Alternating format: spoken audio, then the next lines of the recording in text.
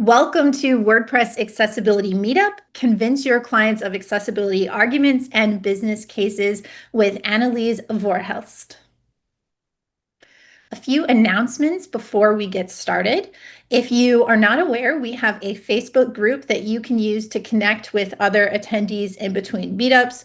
You can find that if you search WordPress Accessibility on Facebook or go to facebook.com/groups/wordpress.accessibility.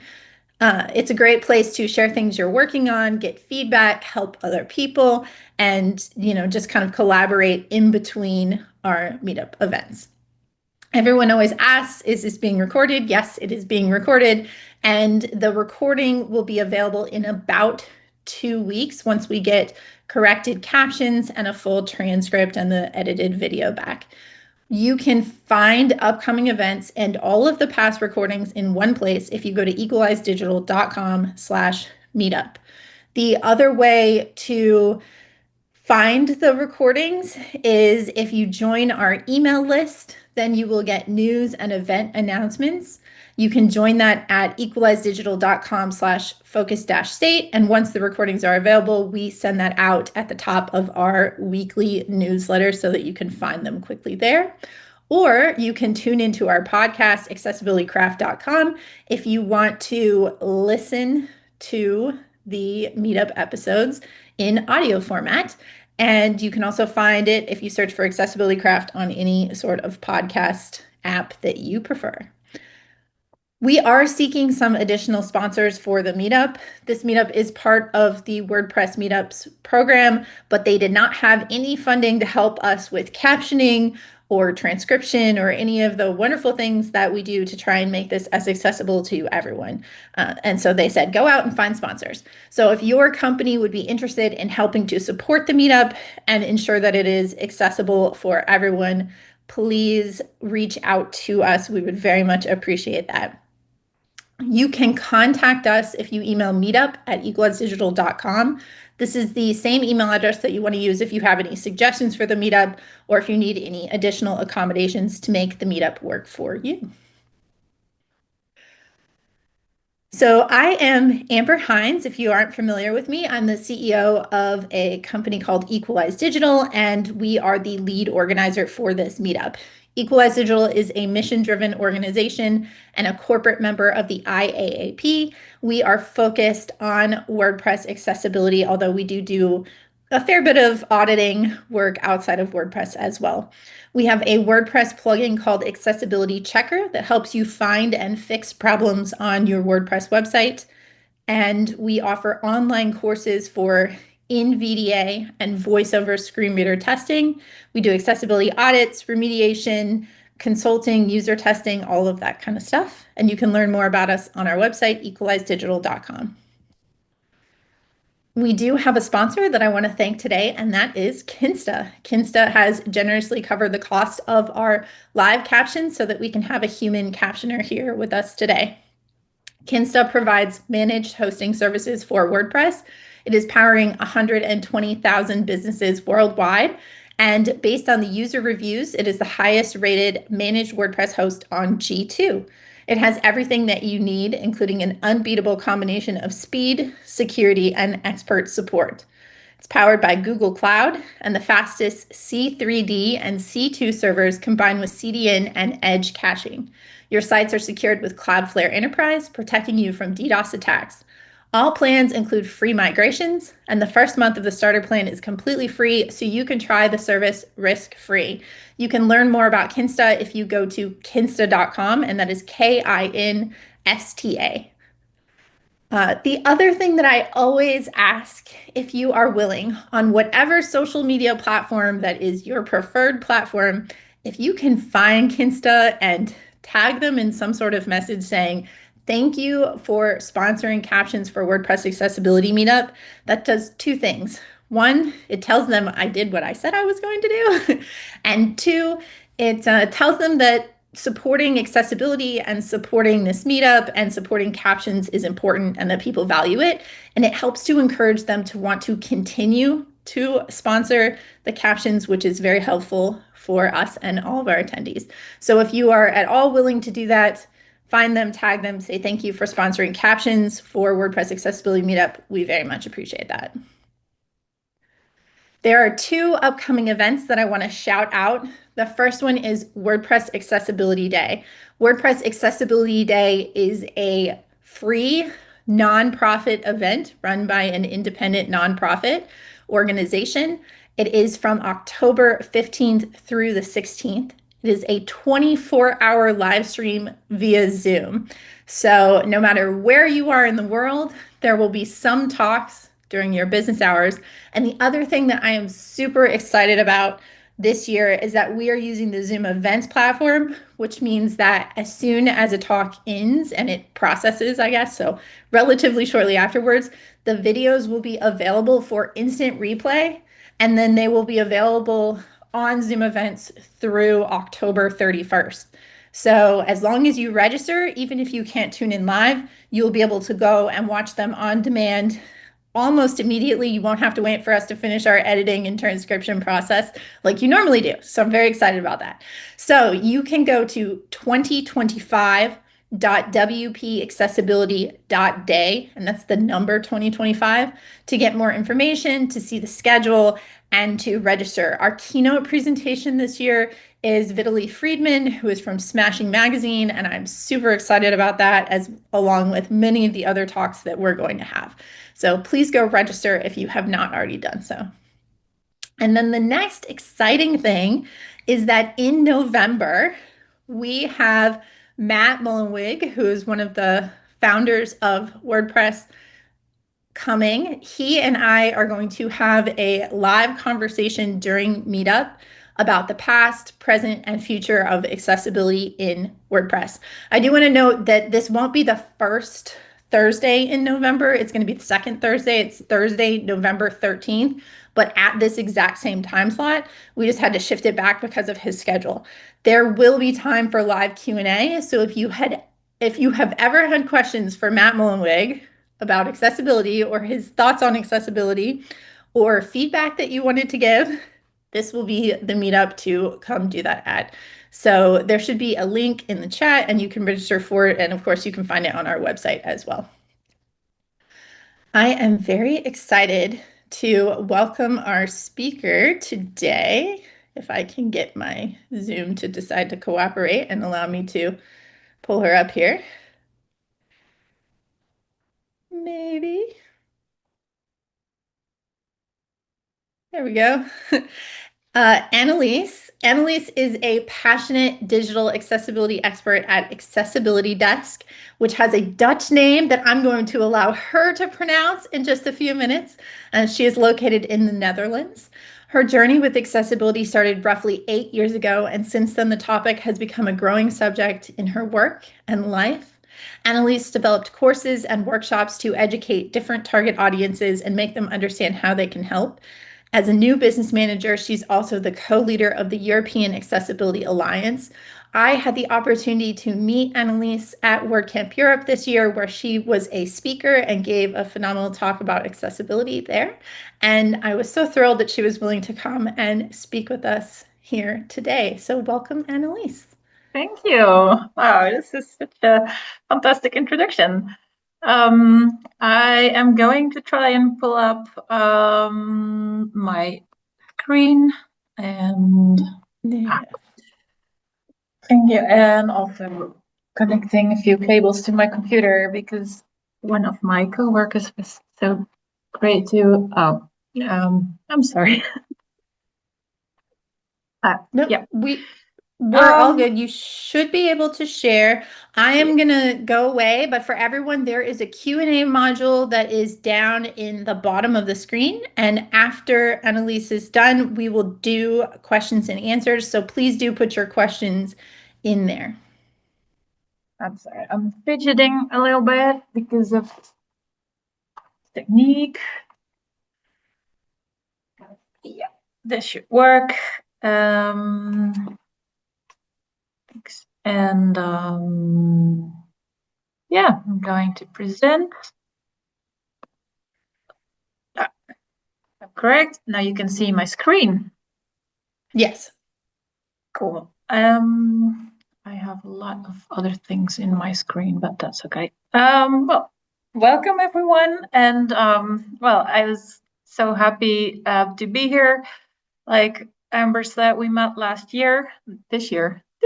Wow, it feels like such a long time ago. It's only a few months at WordCamp Europe, and well, um, 3 weeks from that point, the European Accessibility Act came into effect. And that was a point where I thought, well, maybe we should share a lot more information about this. So we've been doing that for, well, a few months now. And, well, we got a lot of, well, resistance basically from clients, and I thought, well, maybe this is a topic that a lot of people could use some insights on how we target that. So yeah, that's this presentation. So a little bit more about me. I am a digital accessibility expert at the accessibility desk, and in Dutch it's called digitaal toegankelijk. And well, that's difficult to pronounce, so call it accessibility desk. And we also have a website that's accessibilitydesk.com, but the Dutch one is more actual, basically. My first encounter with WordPress was in 2009, and I had my first talk at WordCamp in the Netherlands in 2010. And back then it was just a very small WordCamp and super cute. And I had a talk about WordPress for beginners. That was fun. And I studied ICT, and that was the moment I really noticed that IT and websites and everything around it is just not understandable, let alone accessible to people. And that was in 2009, so it's been a few years. But I made a switch to marketing, and I'm also very interested in psychology, and all that comes together in my current job. I also love cats. I have two of them, and I love me some board games and dancing and tennis. And you can find me on LinkedIn if you want to, yeah, if you want to connect with me. And I also share some insights there occasionally. And fun fact, I recently started working on the WordPress accessibility docs with Rian Rietveld and Joe Dolson, and well, Amber is involved also. And I will also do a workshop during WordCamp the Netherlands this year at the end of November. So if you're there, I hope you will join me, because I will try and teach everyone how to do quick scans yourself. Today's topics, well, we are going to look at how you can deal with client resistance when you say, well, you should do something with accessibility, or I want to build you an accessible website. Well, client needs to say yes, obviously. I will give you some arguments that you maybe can use. Depends on your situation, obviously. And I will show you a little bit of how we do that here and how to make a business case. And I'm putting it like that because it's it was very difficult to find business cases, and I will show you that later. Well, so dealing with client resistance, what I get back from colleagues, what I've noticed in, well, a lot of my work with clients, even in the past when I was still in marketing, at some point it can feel like it doesn't even matter how hard you try, everything results in a no, or more resistance, or just maybe even ghosting from clients or potential clients. Basically, they just like, I don't want to deal with you anymore. And well, that's a shame, because we all know that accessibility is very important. So there are a few types of resistance, and I want to share those with you, because there's logical/rational resistance, and there's psychological and emotional resistance, and sociological/political resistance. And I will show you what all of those are later, but yeah, so logical and rational resistance has a few displays, basically. I don't know if that's the right word. And first one, and you might encounter this one the most, is a disagreement with facts, because that's what we all want to do. We have a tendency to throw facts at people. Like there's 32% in the Netherlands that have a mild or severe disability. And well, all of the facts, like what kinds of disabilities those are, and you could throw every fact at them there is, but they still might not agree. And I mean, it's becoming more and more difficult lately um, to do that, because they will not believe it's that high, or they will not believe that their own customers may have a disability, or um, they will find arguments, and so you will end up in a continuing argument with them. The other one is effort and cost.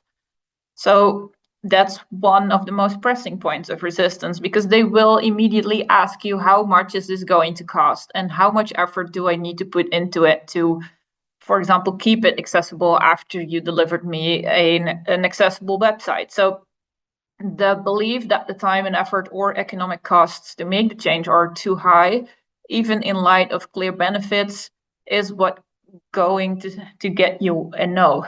And when you start the conversation talking about money, that's usually not a good way to go, because you cannot discuss money with them. You cannot look in their wallet and say, well, for you it's easy to pay up this money, or you have like 200 employees, of course they can put in the effort. That's may sound logical to you, but for them it isn't. Another one is about the feasibility. I mean, you're the one that knows how much effort needs to be put in. You know timelines roughly. It might not be that difficult to make a website accessible, or to keep it accessible, or to do an audit, or whatever you want to sell them. And they're just going to question, yeah, but for us it's different, or this or that person needs to be available and he isn't, and or they aren't. And well, the practicality of making everything accessible, like why do we need to do this, because no one's going to use it, or they may have a lot of ideas about how feasible it is to have an accessible website or app or any other platform, basically. And another one that's within the logical and rational resistance realm is a lack of clarity, because they may have received a lot of unclear communication about the purpose of accessible websites, or the benefits, or how it will work in the future. And that's not just up to you, because they can get communications from basically everyone. I have seen emails from, well, hosting parties and or hosting providers and other parties that just make a bunch of stuff up about accessibility, and it creates a lot of and clarity, basically. And well, who are they going to believe in this case? So you have to step it up there and realize that not only you but others too may provide unclear communication. So things that don't seem to be logical or rational result in confusion. So all of these things together result in confused client, and they're just like, nah, not gonna do it. So the second type of resistance is the psychological or emotional resistance. So, and the first one that you can categorize there is the fear of the unknown. And they may never admit to this, but your client, or maybe their employees or colleagues, may fear the uncertainty that comes with a change in the way of work, because they realize that if you want an accessible website or app or platform or whatever, they need to change their way of work. And that's probably what you're going to tell them as well, because they need to think about how they are going to write their articles. If they have like a knowledge base, for example, or how they're going to build their pages, they might need training, they might need whatever. And they just don't know what that's going to look like in the future. And they may also not know how much time it's going to take to get there, or if you say it's going to cost you a certain amount of money, maybe that's not true, and it will go up and up until they think, wow, this is a lot. So second one there is, it may be a threat to ego and security. And that's also one they will never admit, obviously, but you can sometimes sense it in their response to your proposals. Because they have a certain role within their organization, they have colleagues that have a specific role within the organization, and they may need to change that. They may need to step it up. They maybe need to do more work or different work. And well, a lot of people get a lot of value from the work that they do. And if they need to change it, they're going to feel emotional about it. And some people, maybe the people that they are trying to convince, maybe there won't even be a job for them later, or the expectancy for them changes a lot. So yeah, that's going to be difficult for a few people. And they may also have an internal issue. I mean, it could go your way as well, and that's mistrust. So a lack of trust, maybe in their own management or in their organizational leadership, it makes people skeptical. So if they already know that their manager, for example, needs to sign off on a proposal you make to make the website accessible, and they know, well, that's just not going to happen because it's a very untrustworthy person, or, well, they said yes before, but, well, it's not what they said to another colleague or whatever. So yeah, they may seem enthusiastic at first. So maybe these are the clients where you got a yes from at first. So yeah, sure, you should make our website accessible. And then later on, when you check, like, okay, but can I make a proposal for you? Then they're like, not sure, and I need to talk to someone, and they might become vague and back out even. And then there's also a sort of catch-all category within there, and that's just an overall emotional response. So you will have people saying, so your client, maybe your potential client, saying, well, I try to talk about accessibility within our organization, and they just have very strong reactions to this subject. So maybe we should let it go for now and maybe get back to it later. And we need some time to smooth things out internally. And that's when you know, okay, so we got work to do here. Because when people feel this strong about a fairly simple proposal, then there's something else going on too. And yeah, that's difficult to deal with. And so not knowing enough leads to strong feelings of uncertainty. And then there's a third category, and that's a difficult one to grasp. At least that's also the one you have least control over, I think. And that's the sociological/political resistance.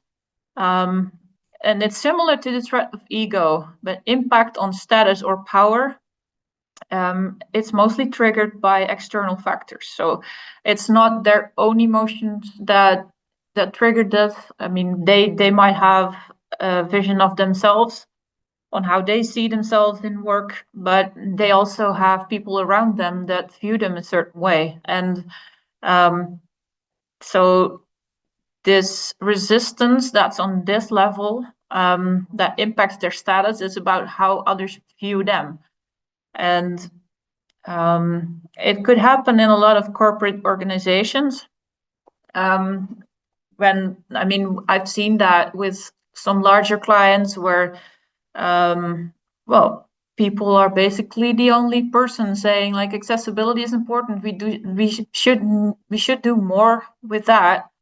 And people might start looking at them like, what's this nonsense? What are you talking about? Accessibility is not important at all, and why should we invest in that? So they're questioning, and why are you the one to tell us that? So they are going to question their status, like, who are you? And obviously that's not great. So you need to be a strong person to be able to deal with that. Another one, and that's one I see often, is that they want to protect routines and teams. So if you're speaking to someone, a potential client or a client, and he's a manager of a team, maybe multiple teams even, um, it might there might be some resistance because changing a way of work and working in an accessible way, um, it changes how they operate on a daily basis, and it changes the subjects they need to talk about, and it has a lot of impact. So and maybe they already changed recently, maybe there's something happened in the organization, and maybe it just calmed down, they know where they're at, and now this is going to change as well. So they might be a little hesitant to do that again. And I think it's valid, but you need to be aware that that could be going on as well. And then there's another one that comes to our tables very often, and that's the lack of buy-in. So again, sometimes the client comes across very enthusiastic, like you have almost signed them. They're almost like, yeah, this is just it's just an autograph away from happening. But then all of a sudden they're like, no, we don't have the management buy-in. I mean, I obviously talked to the wrong person. And then, well, the manager of the manager came around and he's like, nope, it's not going to happen. We don't have the budget, or we don't have the time, or not priority, or a number of reasons. But anyway, they might have trouble gaining internal support and buy-in from key stakeholders, because that's what they are. Maybe even the IT department who manages the website or platform, and they're like, nope, we're going to be busy in the next 6 months because of another large project. So depending on the size of the potential client, it's happening a lot. And then there's one I sort of already touched a little bit, and that's cultural challenges. So there may be a misalignment with the existing organizational culture. So if you don't have a very inclusive culture already, and diversity and equality is not on the radar, and well, the person you're talking to is basically the only person standing up for what's right, then you'll have some cultural challenges to tackle. Because if it's not in the DNA of the organization, well, you can make a website fully accessible, but within a few months, that's done, basically. And yeah, you have to make sure that at least a large part of the organization is buying in on this. So, and there's another cultural aspect, because when you're working with international clients, there may be a broader issue, and that could be in the communication department. Maybe they just don't understand what you're saying properly, or it could be all kinds of things. It could be that where you're from in general, it's not important to be inclusive. And well, we all know what's going on in some places, that just using the word inclusion may not be very smart at this point.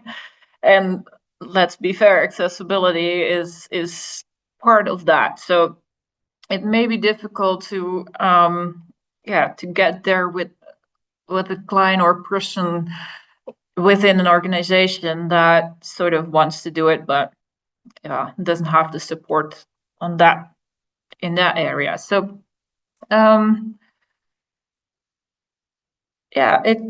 this type of blowback, so this internal blowback where they're the person at fault, basically, in their eyes, this type of blowback shakes your client's firm ground. So, and with clients, again, I use that as a sort of term to define the person you're talking to. So, and it could be an existing client, could be a new one.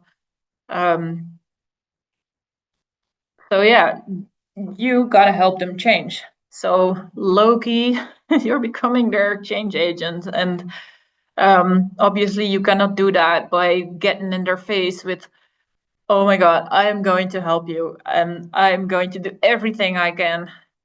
You can do that more subtle. And there's a lot of change models because we're talking change management here. There's this, and I think a lot of consultants use this. They may not know they're using it, but they are.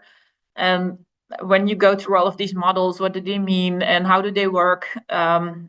If you are in consultancy or have been for a long time, you may recognize them, or at least some steps within them. And if you're in marketing or have been in marketing like I have, there's a lot of steps in here that that are very familiar. And even if you don't use the model as is, so a few of them are listed here. That's Lewin's 3-stage model of change, McKinsey's 7S model, the nudge theory, the ADKAR change management model, Kuehler-Ross change curve, Bridges transition model, Satir SATIR change model, Kotter's theory, and Maurer 3 levels of resistance and change. And the last one, the Maurer 3 levels of resistance, is what I just explained, basically. And I'm going to dive into that a little bit deeper because that helps, actually. So Maurer, the first level of resistance is basically around, I don't get it. I don't understand the purpose of accessibility and how to do it anyway. And that's where the logical, rational resistance is. And the second level is, I don't like it. It's just going to be tons of work. I need to change a lot and it takes forever. So that's about the psychological or emotional resistance, is what they believe or what they feel. And the last level is, I don't like you. I don't trust you. You're as commercial as everyone, or any other thing that they can just have against you as a person, or at least they portray it as something that they have against you. And that might not be specifically the case, but some people are like that. Like, I don't like you. And that's the sociological and political resistance that's in that area. Knowing this, you can turn resistance into actual support. And you have your creativity at your disposal. You have, well, maybe colleagues, you have others that are with you in this. There's a lot of people listening or watching or reading about this webinar. So reach out to others to just maybe join together, like, oof, I have this very difficult potential client or client already. This is the case. Can you maybe help me to find out what's the real problem and maybe come up with a plan together? Or if you are an agency, maybe partner up with experts and see where you can go from there. Share some experiences or go to your client together, like, hey, we have new ideas for you.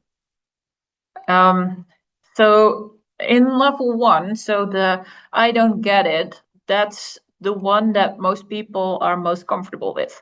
And that's the make your case part. So you need to explain to your client, or maybe their whole organization, or at least to their stakeholders, make sure that they know why accessibility is needed. and put the why before the how. So don't start with, we're going to make your website accessible. No, first tell them this is important. And what we usually do is just start at the inclusion exclusion part. Who are you excluding right this time? And could you do that differently? And why is it important? And not just because 32% of people in the Netherlands are having a mild or severe disability. No, it's important because they cannot do the things they need to do on a daily basis. They cannot do what the government asks them to do, or they cannot shop online like everyone else can, or they cannot find the same information as everyone else. And that's important. So the second thing you need to consider is your language. Your client or potential client is not an accessibility specialist. So use a language they can understand. And be aware that it's very easy to use language that they don't understand because you've been in this for years. You know what you're talking about. And so be aware of your own bias, basically. And yeah, some things that are logical to you may be lost on them. And do it in multiple ways because people take in information in different ways. Some may benefit from hearing information, some like to see it, like in animations or in videos or anything else, and some of them learn from conversations.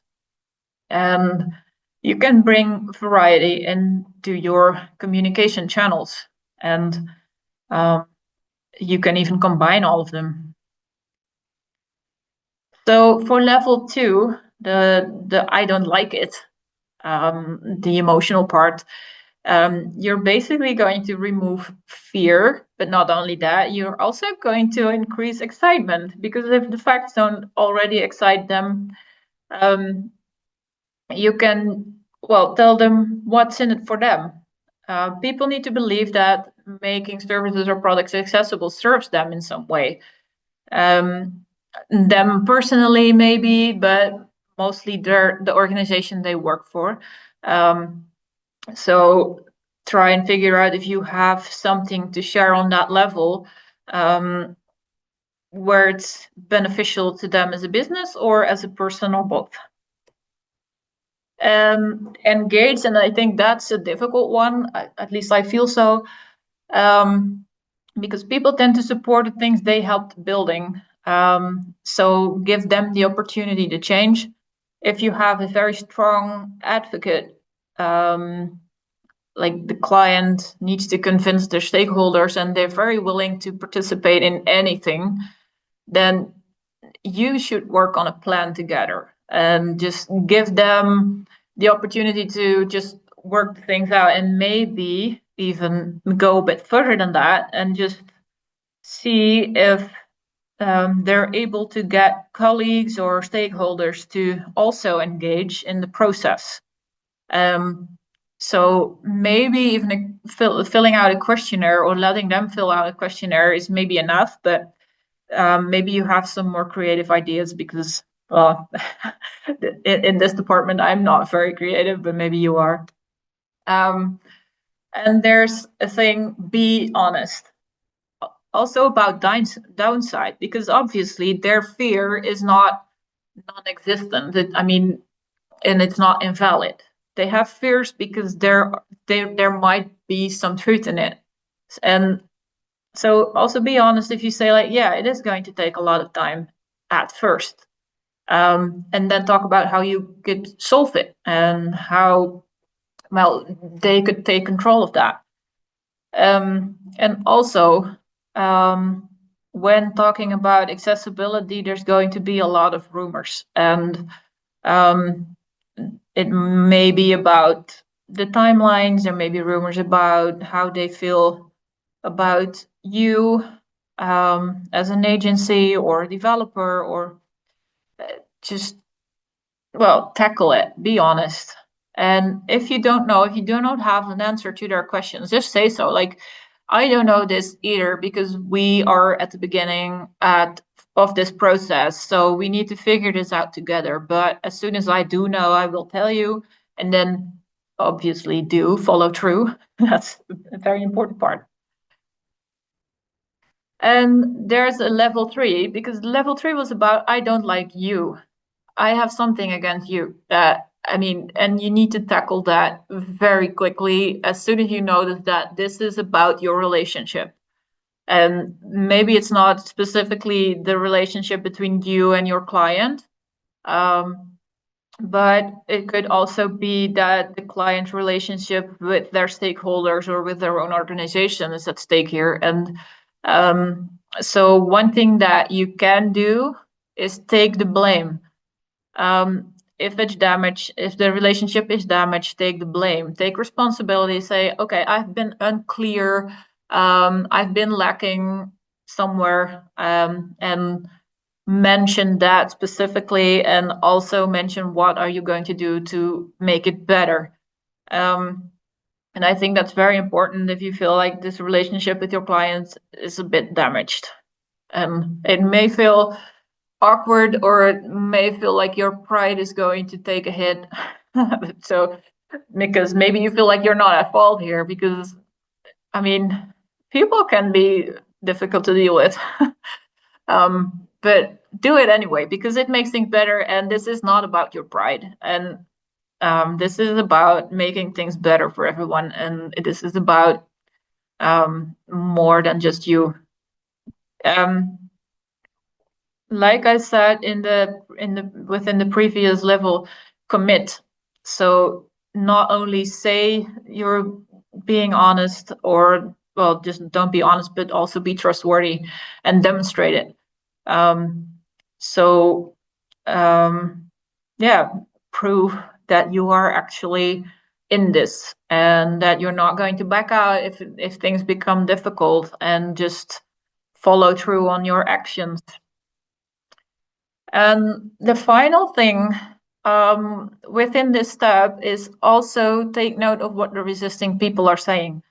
If it's your client, just take note and say like, okay, I think I heard you, and I think your opinion is valid, and even if you are wrong, admit that, and just consider their ideas, or at least say that you're considering their ideas. I will look into it. I will ask a colleague about this, or whatever. Just say that, yeah, I heard you, and I'm going to do something with this. And even if the answer is no later on, like they ask a question and they assume you can do it, it's like maybe later on it's no, but at least let them know you're hearing them. And within all this, so I make it sound easy, I guess. Maybe even if not, even if it's difficult, you have like a thing you can use, and that's your influence.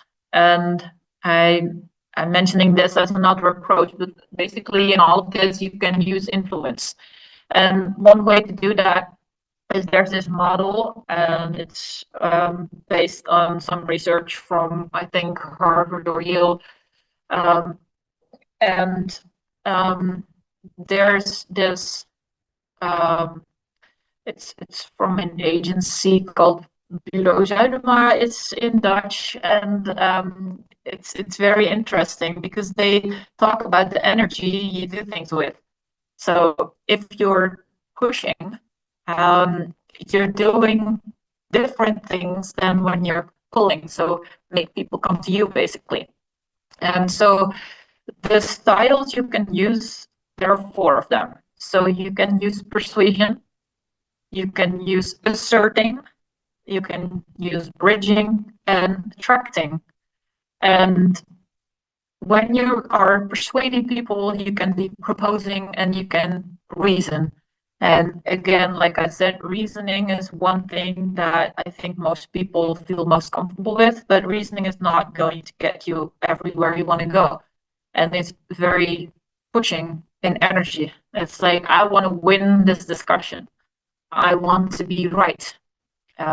And the same for proposing. Can we do this? Can we do that? Can't you agree with this? It's very trying to persuade someone. And with asserting, that's, well, it is basically, in a word, you're asserting your point of view into their point of view, basically. So, and there you can really add some pressure. Could be anything else, could be peer pressure. You can say like, oh, everyone else is doing it, so you should too. As if you are a manager, you use stating a lot, I want you to do this or that, or I need you to do this by tomorrow. That's stating. And there's also where you state expectations, like I expect you to do this, or yeah. And that's not always the best energy if someone's already in resistance. And so what you want to do is turn that energy around, and that's pulling them in. So you're going to start bridging. So that's where you start listening. You just have conversations, and you're listening to their fears, you're listening to their objections, and you're doing something with it. And that's also where involving them is that's part of that too. And disclosing too, that's the honesty part. Like you're disclosing you're working on something new and you want to try something and you want to involve them in the experiment, or so there's a lot that you can use there. And then there's attracting, and that's basically inspirational. So what you're doing there is finding common ground, like what can we agree on and what are the things that we find important, all of us, like not just us as an agency or a developer, or also what do you find important, and just go all the way there. Like even the tiniest thing could be a common ground. And what you're also doing there is sharing your vision. So it goes beyond, again, the how to get there, or the, well, you should do it because all of those things, because then you revert back to persuading. No, your vision is a world where everyone can do the things they want to do on a daily basis without getting tired, or more tired, not more tired than usual. And so share with them what you see. And so, yeah, there's a lot of things you can find in influence models like this, or change management models like this. Yeah, so to continue, or actually to sum this part up, so if you're dealing with client resistance, you need to really find out what the real problem is, because they can say one thing, but it might be a totally different problem than what you're actually looking at. Make a plan to tackle that, if really worth it, because you could have just like a potential client or client where it's just like, nah, it's not worth the energy. It's going to make me feel bad about myself, or it's just going to hurt our organization if this client looks at this differently because of this. So if it will really hurt the relationship, for example, then just don't. And there's hopefully there's more fish in the sea, as they say. So and within that plan, you can just use everything I just shared to figure out, okay, how am I going to do this? And it might take some time. Be aware of that. This is not just a 1 week plan. This may take some time. And if the problem is that your client needs to convince their own stakeholders, help them, because you have all this information. You are the expert here. So don't let them go and figure it out, and you be like, well, I'll hear from you when I'll hear from you. Like, could take some time. No, just be there and say like, okay, I'm going to help you no matter what. I don't need money for this. Obviously, you have to believe that they eventually will get to work with you. Well, and just use the change management or influence models to help you with this. And what also helps a lot is, well, put your case into ChatGPT. and ask them, how would you solve this using this management model or whatever model? And it is surprisingly good with this. I was surprised about that too. So so you have figured this one out, and then what arguments can you use as a vehicle for your change efforts? Because yeah, this still may sound a little bit vague, and there's a lot of arguments. I think that Hannon also mentioned a few of these arguments, so forgive me if you've already seen this. So all of the reasons, I'm going to go through them quickly because I will stop by them later. A better experience for all users, higher revenue, saving costs, an influence on SEO, and higher reach, better findability in AI or deep search, robust and sustainable products, comply with legislation, and one we all want, crush the competition. And maybe you could think of a few more reasons, but these are the ones that I used most in different situations. And so the first one, a better experience for all users, if you need an example for that, there's one that's pretty old, and that's the curb cut effect. And this is the effect that, well, it happened like, I think 40 years ago now, like late 80s, maybe early 80s. I'm not exactly sure. But back then, there were no curb cuts. So everyone in a wheelchair or, well, carrying something else on wheels or bike on hand or a luggage or whatever, they had to do very difficult things to get onto the side steps, and well, creating dangerous situations, obviously. So I think it was an Oxford professor, I'm not very sure, but you can read all of it on Sketchplanations or just Google the curb cut effect. There's plenty of websites that explain how it came to be, but anyway, it was invented for wheelchairs, and now all of the sites that have points where it's equal to the streets, basically, so you do not have to well, you don't have to be in a dangerous situations to get yourself on and off the streets. So it's lowered. And yeah, it was designed based on specific needs for people with disabilities. But it is appreciated by just more than the target group, because people with with luggage or whatever, or trolleys or anything on wheels, they also benefit from this. And that's the same with having an accessible website. It's not just for the 32% or 25% or whatever your percentage is in your country. It's also for people who may not have a specific disability, but do have difficulties with some things. And I think you also need to consider that when you're getting older, you won't be specifically disabled, but you will have a problem with your fingers being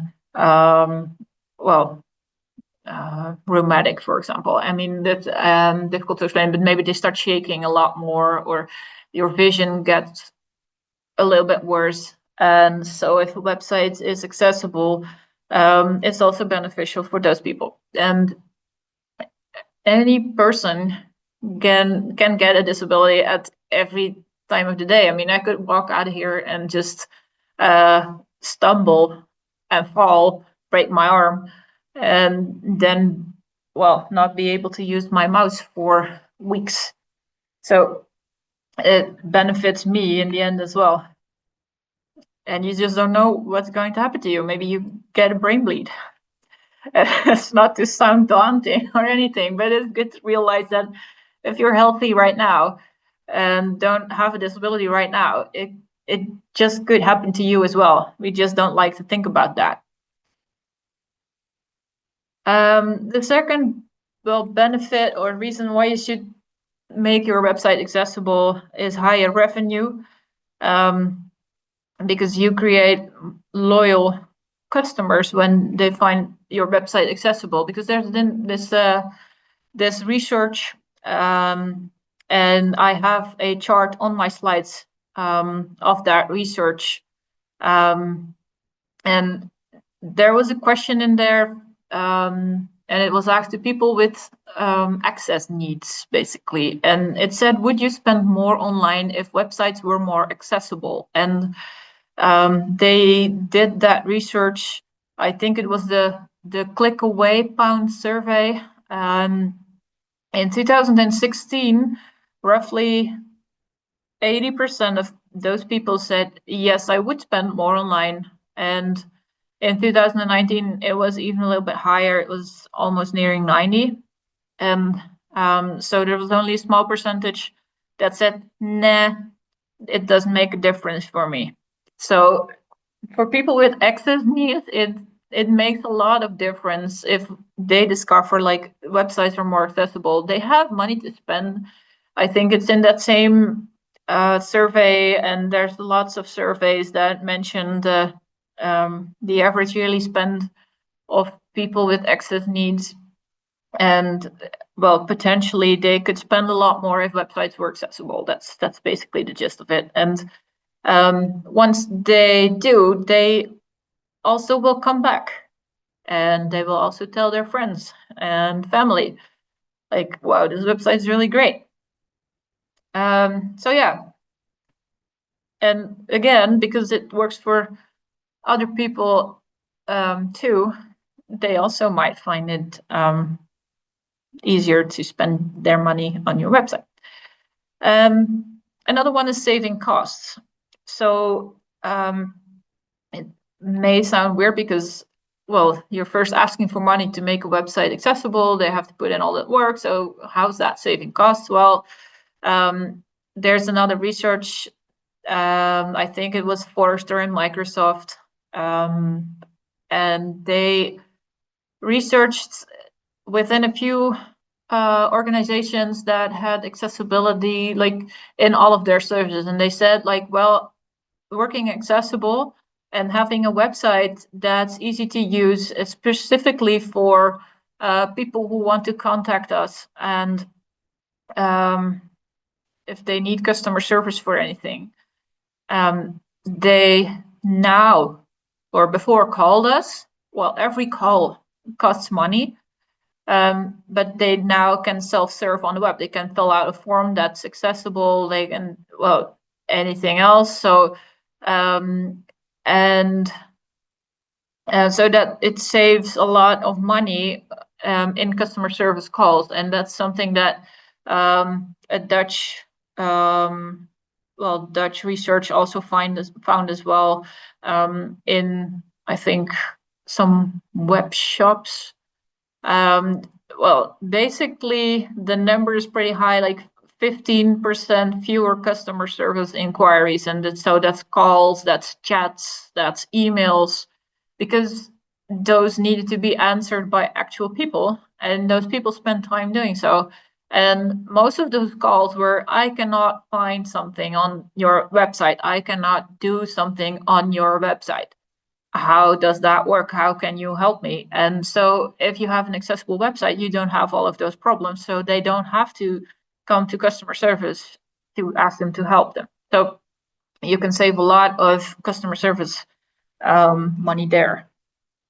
And probably not the only way you can save costs, but well, that's the most important one, I guess. So yeah, I mentioned the influence on SEO, so search engine optimization, which results in a higher reach, obviously. So there's research of that. But it's for a reason that Google and Screaming Frog, for example, and Screaming Frog is a tool that a lot of SEO specialists use to crawl websites and see what's going on there. They have accessibility tabs since a few months or years, maybe in the case of Google. So you can check some basic accessibility things. I mean, it's not 100% all of it. Like every automated testing, but it is an indication that Google thinks it's important. So if you are in Chrome or in Firefox and you go to the developer tools, you have Lighthouse there, and you can analyze a page, and it also has a bubble for accessibility there. And it is for a reason, and I will mention said research later on, but it's because some of the criteria for accessibility overlap with good good websites for search engines. Basically, they overlap and they work in the same way. So if you do SEO right, doesn't automatically mean that you do accessibility right, and the other way around. If you do accessibility good, it's not meaning that you will be found better in search engine, but they have overlap. And same goes for AI and ChatGPT and all of the other chats, basically, and Gemini. If you do accessibility right, because of all of the good structure, the clean code, the everything that's helpful for assistive devices, for example, or screen readers, it also means that those tools can interpret your website better and faster as well. So the information you put in there is easier to interpret for those chats. And well, then there's the question if you want that, but well, nowadays a lot of companies want that. That's and I asked ChatGPT actually how they look at websites. So I asked them, can you explain in detail how you read websites, how having a fully accessible website helps you, ChatGPT, and how it compares to how a search engine like Google works? Do you also render a website? And it's pretty detailed about how it looks at websites. So the response I get is on the slides, but it basically said, well, how I read a website, I do not render a website like a browser, but what I can process is the raw HTML structure or the text content you provide. And it pays attention to things like headings and text and lists, alt text, ARIA labels and roles, metadata and structured data. And well, it also said JavaScript generated content is usually invisible to me unless it's already included in the raw HTML or exposed through an API, which is difficult for me to understand because what is it? Is it yes or no? So yeah, that's what it basically said, and you can help it by providing a clear structure and alt text and forms and buttons that are labeled correctly and logically and consistent semantics and whatever. So there's a lot of overlap with search engine optimization and accessibility there. So it's a good reason, yeah, to pay attention to accessibility. And then there's the sixth reason, robust and sustainable products. Obviously, if you know what you're doing in the accessibility department, you know how to write proper code, you know how to design things accessible, and a way to make that sustainable is put it into a design system. So you don't have to think about it every time you need to do an update or you build a new website or a similar website or a new part of a website. So that's why design system exists. And one of the most mentioned design system is the one of the government of the United Kingdom, gov.uk. I think it's a very helpful one to browse through and just see what and how they do it. And since there's already a lot of examples and there's many tools that can help you set up a design system. I think if you make larger websites or have larger websites or platforms, that it's very useful to have one if you don't have one already. Well, reason number 7 is lots of clients, organizations need to comply with legislation. If it's not the ADA or Section 508, it's the European Accessibility Act. It's pretty new. but all of them will cost you money if you lose a lawsuit, or if you get fined by the supervisory authorities, especially here in the Netherlands, but many other countries in the EU already have this in place. Even before the European Accessibility Act became law, some countries already had laws regarding accessibility. For example, Spain. So I found this article, and it's screenshotted in the slides, of a Spanish website, news website, that mentioned that Vueling, the airline, basically national airline of Spain, received a pretty big fine of 90,000 euros because they did not have an accessible website. And specifically, their terms and conditions were not accessible enough. And well, if you're buying airline tickets, I think terms and conditions are pretty important. So yeah, that's not the only one. I mean, there's also a French supermarket chain that's been warned that they need to make their websites accessible before the 1st of September. So, and if they didn't do it, they would also go to court for it. And they is organizations that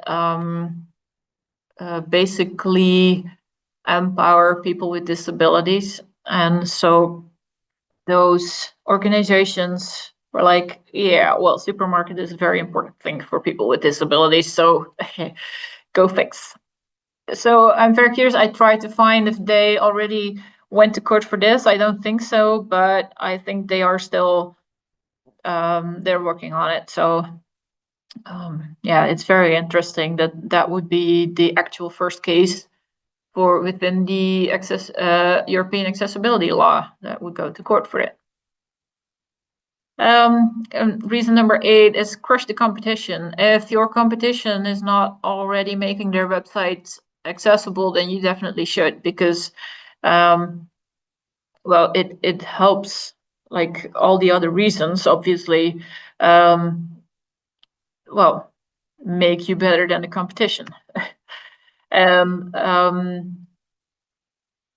if they don't take these reasons seriously, then you have a very big opportunity. And there's this research from Web. I'm not sure I pronounce it properly, but obviously they have accessibility tools as well, and they do research every year on the WebAM 1 million. It's pretty automated, and they also categorize it in yeah, types of businesses. So there's been a few categories that were better this year than over last year, but the most strange one was that shopping. So websites in the shopping category, like Amazon, were down like a lot. They 40% difference. So they were becoming worse. And that's strange because the attention for making your website accessible was becoming very high. And now it's just like, oh no, there's some categories that don't bother. And also travel also gone down. Gambling and casinos too, but I'm not sure if I mind that much. So there's a lot of categories that still have a lot of opportunity, that if you do it better in that category, then you will be better than your competition. So it's good for everything. And so one does not simply convince a client. This is a meme from, I think, Lord of the Rings, with this guy. One does not simply. I don't know his name anymore. I mean, it's been a while since I watched Lord of the Rings, but if you've seen the meme, you know it.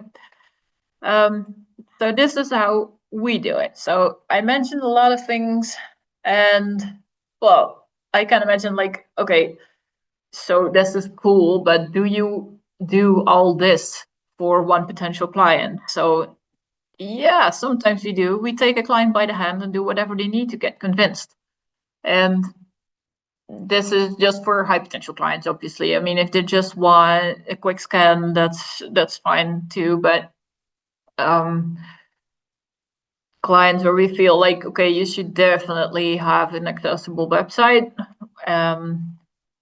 Yeah, we take a lot of effort to do all that, because we believe very much that even one by one, we're making the world a little bit better. But there's a lot of things that you can do that is not on a one-on-one basis. You can use that as a sort of catch-all thing. And obviously, one of the things is sharing information through webinars. But how we do it is we have review videos. So we have an experienced expert, and she's, well, nearly blind, and she reviews website for us. So we can do that for clients we want to reel in really slowly. So we did that for the Dutch railways, for example. They were like, whoa, this is super bad. So maybe we should talk. So that's really cool to do. So she just takes a website and we show it in the video, and she talks us through it, how she uses it with a screen reader, and that's a pretty easy format to just tape and put online and tag the company in it. The other thing we do is webinars just for potential clients. So we talk to a lot of people every month in our sales pipeline, basically. So it comes down to that. And we organize webinars specifically for them, because they ask us a lot of questions all the time, and they're like, how does this work? And what if we do this, then what happens? So we take those questions and we say, okay, next month we'll organize a webinar, we'll answer your questions. Okay, just join us. And we do that for a bunch of them at the same time. Obviously, blog posts. So we take those questions there as well, because it might help other people too. And you can spread the word even further, specifically if you post them on the socials too. We have a knowledge base, which we also update regularly with new questions or with new insights. We do have personal calls if we feel like, whoa, this is going the wrong way, or this is just this is not the response I was expecting.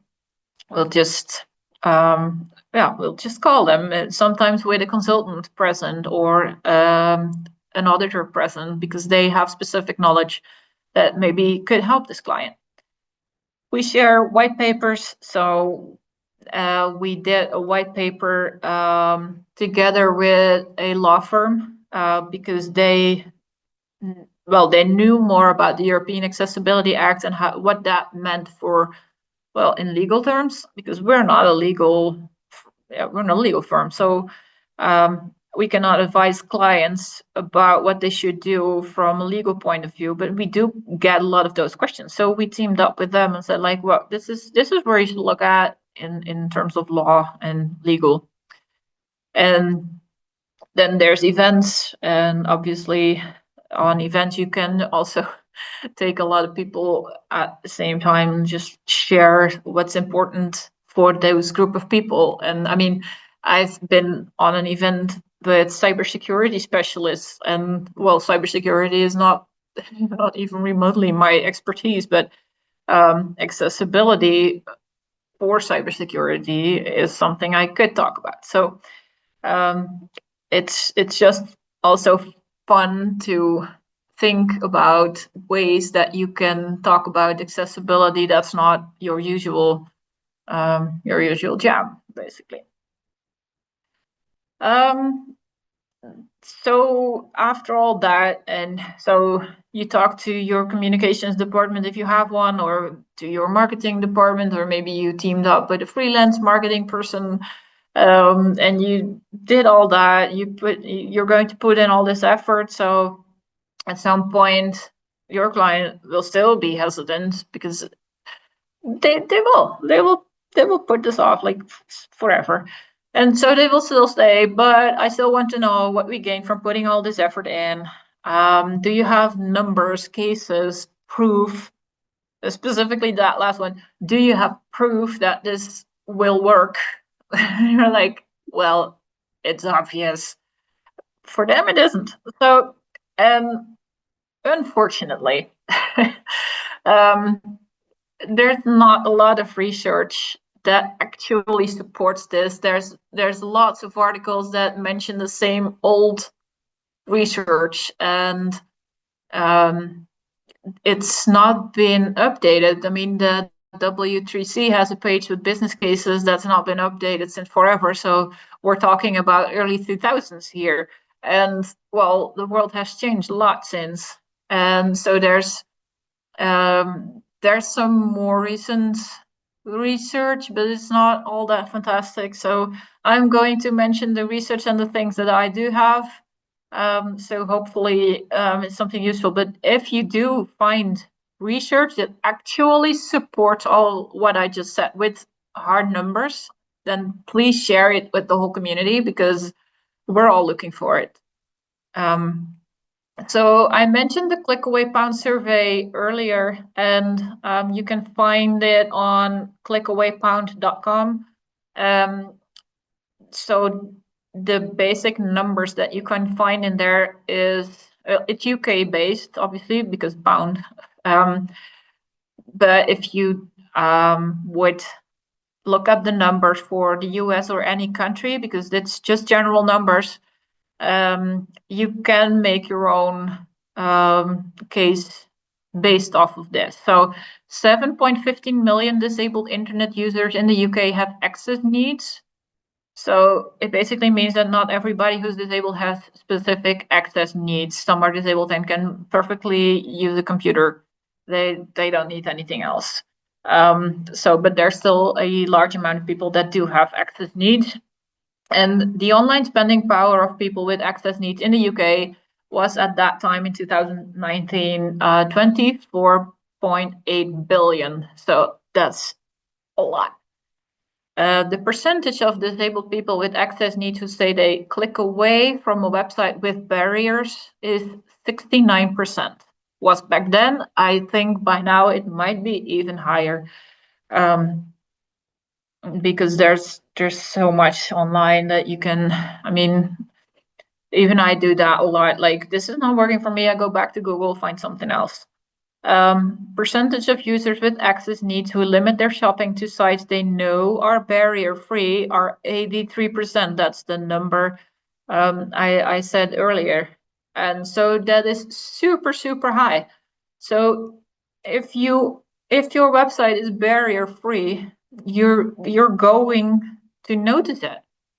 I'm pretty sure of it, but no one shares these numbers for reasons I do not understand.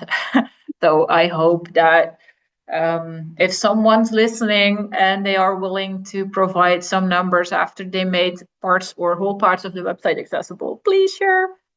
It would be so fantastic. And there's one survey I found to support that if you do accessibility right, you're also better in search engines. And that's the research why accessibility matters more than ever for SEO performance. It's research that's done by SEMrush and accessibilitychecker.org. And what they saw was accessibility sites see 23% more visitors, and more accessible sites rank for 27 more terms. Now, I don't specifically believe in ranking for terms anymore because Google works so differently these days, but still, for as far as you can still rank, still get clicks for it. It's a pretty steep number because 27% is a lot. I mean, I've been in SEO for over 10 years, maybe longer. These are fantastic numbers. So if you see 23% more visitors from your organic search, that's huge. That's just that.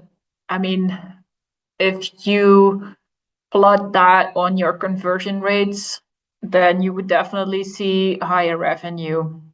in there as well, if your website is about revenue. So yeah, the whole, if you Google it, why accessibility matters more than ever for SEO performance, you should find it. But I also have a very ugly short URL. I'm going through it. It's urlr.me/ capital N, capital H, and then lowercase bzs5. I think that it will be in the transcript later. So, well, seeing that there's not a lot of business cases out there, and trust me, I know Google and I can Google. I didn't find any, and I asked around. There's not a lot out there. So, wouldn't it be great to set up your own business case? And I mean, we're just starting to do that with our own clients. So unfortunately, I don't still have anything concrete there. But if I have in the future, I will definitely share it on all channels. So how do you set that up? Go to your client's analytics tool if you already have access, and if not, ask them for access or data, because you can ask them this for the start. Like, they want to do this as well because they want to convince their shareholders this is going to be something. So at least have a benchmark there.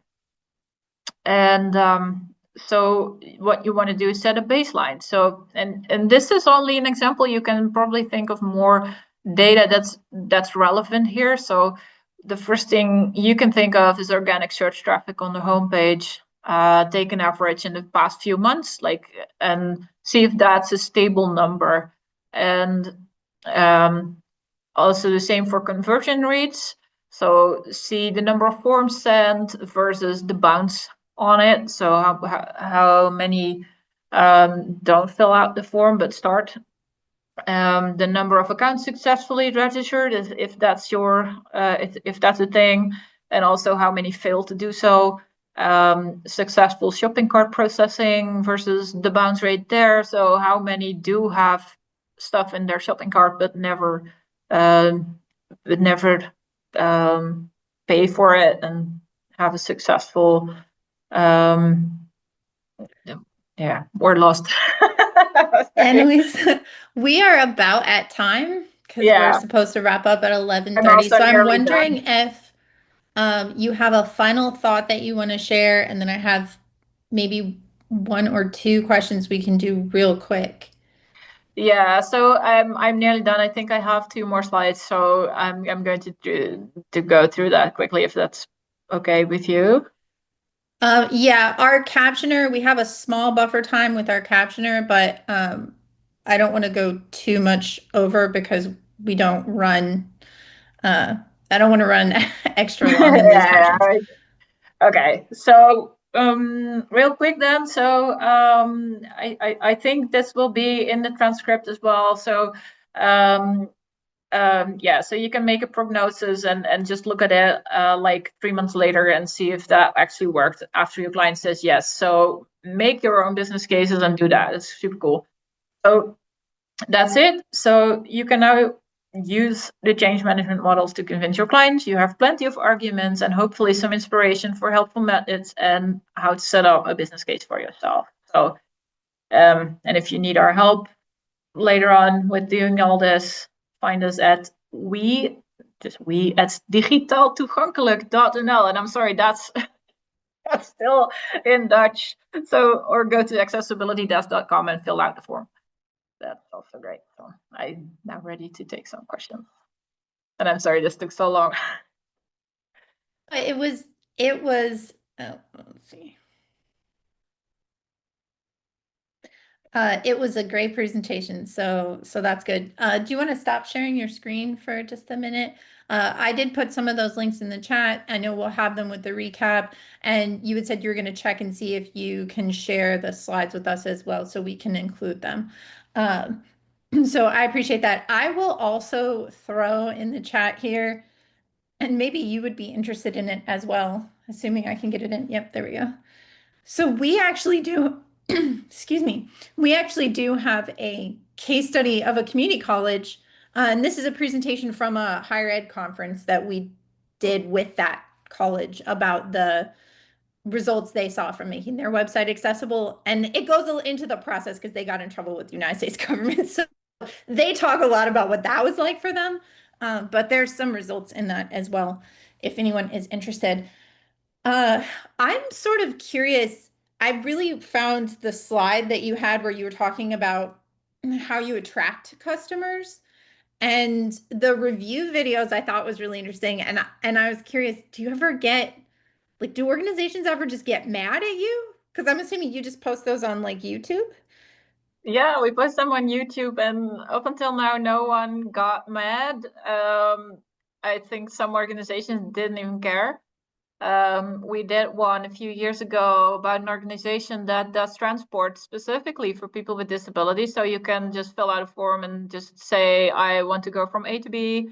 And you can pay for that online as well. And you can say, I'm bringing a wheelchair, I'm bringing any other assistive device, and they'll just figure out how to get you from A to B. And it was totally inaccessible. It was a disaster. And well, we tried reaching out, and they were like, meh. And I don't know. I think the website still didn't change a lot since then. So, but yeah, most of them are really happy that we tried it, and that we are reaching out to them at some point, and they're like, oh, this is very interesting. I will send it through to the right people or whatever. And yeah, sometimes uh, they follow up as a client, and sometimes they don't. It's just like get lost in the Yeah. organization, I guess. I mean, one of the things WooCommerce told us, because we've been doing a lot of auditing for WooCommerce for the past several years, is the part of what motivated them to work with us was I opened like 50 GitHub issues related to accessibility and it got their attention because it wasn't just one or two, it was a lot. So it is interesting, you have to invest time into that kind of lead generation, but it can Yep. work. I think you have to be thoughtful about what organizations you're targeting.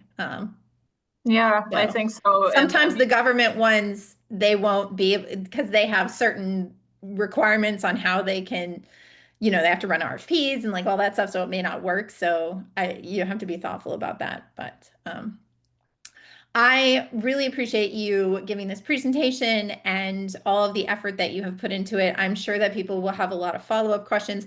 Where is the best place for people to get in touch with you? I know you mentioned your website already, but are you active on any of the social medias? yeah, so on the first slide, second slide, I guess, I mentioned my LinkedIn profile. So I'm on LinkedIn under my very difficult to pronounce name, slash Annelies Verhelst. And if you just add me there, and maybe mention in the message that you saw my presentation here and you have a follow-up question, then I will just accept, and then you can send me a DM. Or um, if you're only interested in my insights, then just follow me and I will, well, post occasionally. Great. Well, thank you so much. And thank you to everyone who stuck around. If you've not done it yet, please go register for WordPress Accessibility Day. It's in less than 2 weeks. And we will also see you back here for another meetup on November 13th with Matt Mullenweg. Yeah, so Bye, exciting. everybody. Bye, and thank you all.